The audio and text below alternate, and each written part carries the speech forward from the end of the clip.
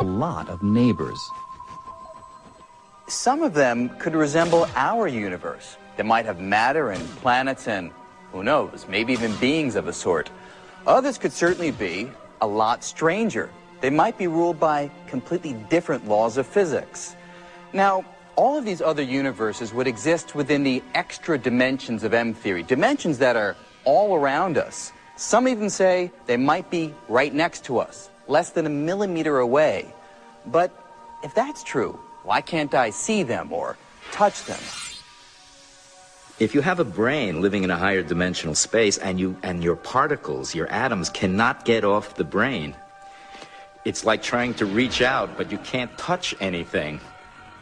It might as well be on the other end of the universe.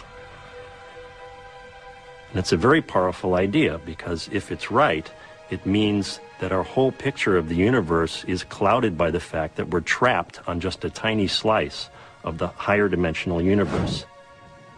It is a powerful idea, especially because it may help solve one of the great mysteries of modern science. It has to do with gravity. It's been more than 300 years since Isaac Newton came up with the universal law of gravity, inspired, as the story goes, by seeing an apple fall from a tree.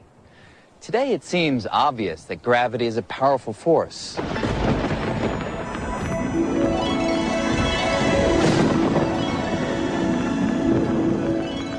It would seem to most people that gravity is a very important force. It's very strong. It's very hard to get up in the morning, stand up. And when things fall, they break because gravity is strong. The fact of the matter is that it's not strong. It's really a very weak force.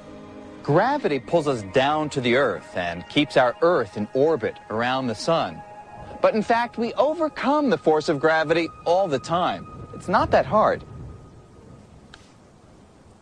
Even with the gravity of the entire Earth pulling this apple downward, the muscles in my arm can easily overcome it.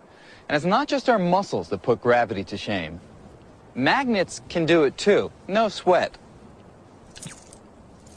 Magnets carry a different force, the electromagnetic force. That's the same force behind light and electricity. It turns out that electromagnetism is much, much stronger than gravity. Gravity, in comparison, is amazingly weak. How weak? The electromagnetic force is some 1,000 billion, billion, billion, billion times stronger. That's a 1 with 39 zeros following it. The weakness of gravity has confounded scientists for decades. But now, with the radical world of string theory, filled with membranes and extra dimensions, there's a whole new way to look at the problem. One way of approaching the question of why gravity is so weak compared to all the other forces is to turn the question completely on its head and say, no, actually, gravity isn't very weak compared to all the other forces. It just appears to be weak. It may be that gravity is actually just as strong as electromagnetism, but for some reason, we can't feel its strength. Consider a pool table, a very large pool table. Think of the surface of the pool table as representing our three-dimensional universe, although it is just two-dimensional. And think of the billiard balls as representing atoms and other particles that the universe is made out of. So here's the wild idea.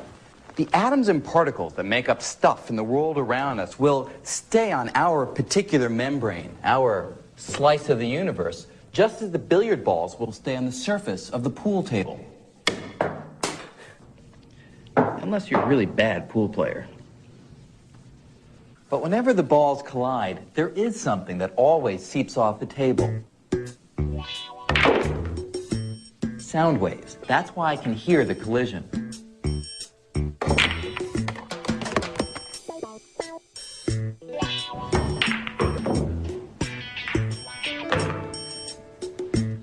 Now, the idea is that gravity might be like the sound waves. It might not be confined to our membrane. It might be able to seep off our part of the universe.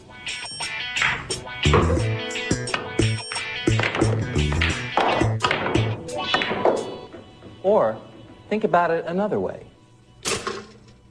Instead of pool tables, let's go back to bread. Imagine that our universe is like this slice of toast, and that you and me and all of matter, light itself, everything we see is like jelly. Now, jelly can move freely on the surface of the toast, but otherwise it's stuck. It can't leave the surface itself. But what if gravity were different? What if gravity were more like cinnamon and sugar? Now, this stuff isn't sticky at all, so it easily slides right off the surface. But why would gravity be so different from everything else that we know of in the universe? Well, it turns out that string theory, or M theory, provides an answer. It all has to do with shape. For years, we concentrated on strings that were closed loops, like rubber bands. But after M theory, we turned our attention to other kinds. Now we think that everything we see around us, like matter and light, is made of open-ended strings. And the ends of each string are tied down to our three-dimensional membrane. But closed loops of string do exist. And one kind is responsible for gravity.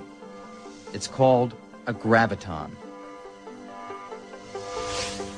With closed loops, there are no loose ends to tie down, so gravitons are free to escape into the other dimensions, diluting the strength of gravity and making it seem weaker than the other forces of nature. This suggests an intriguing possibility. If we do live on a membrane, and there are parallel universes on other membranes near us, we may never see them. But perhaps we could one day feel them through gravity. If there happens to be intelligent life on one of the membranes, then this intelligent life might be very close to us. So theoretically, and purely theoretically, we might be able to communicate with this intelligent life by exchanging strong gravity wave sources. So, who knows? Maybe someday we'll develop the technology and use gravity waves to actually communicate with other worlds.